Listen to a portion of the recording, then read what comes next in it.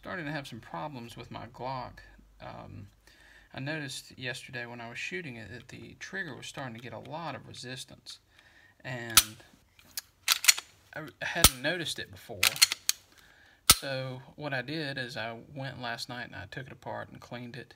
I took it all the way down to all its individual parts. Unfortunately, I didn't get to the 2,000 round mark. I was getting close, but I didn't know if it was a safety issue or what. But I went through, cleaned every bit of it, took the slide apart, took the frame apart. I was impressed that the Glock it's got a simpler, it's a tad simpler than it used to be, and that's impressive.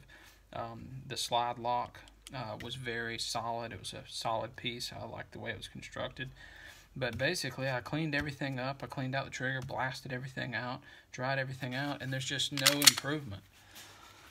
I don't know what's going on, but it's hard to describe. But basically, you can see you got that. And compare this is my old Gen 3 Glock 17, which is just a normal standard trigger.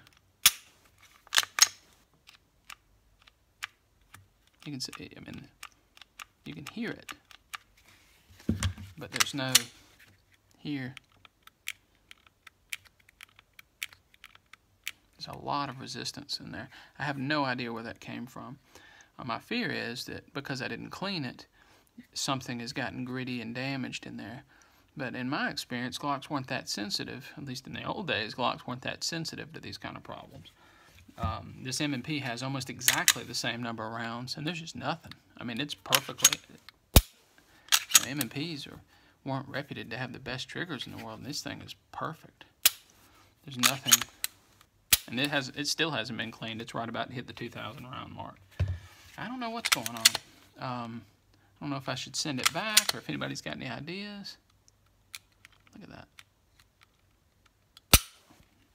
Now it still functions, but I'm just not going to put up with that. I don't know if I should send it back to Smyrna or if anybody's got any ideas, but it almost feels like the trigger has got resistance in with the frame, but I've looked and it's really not that.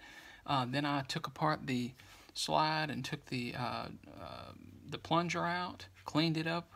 I did as good a job. I mean, it's spotless. Everything in there is spotless. I took I ran it oily, and then that didn't improve anything. It made it even worse. And then I dried everything out, and it's still bad.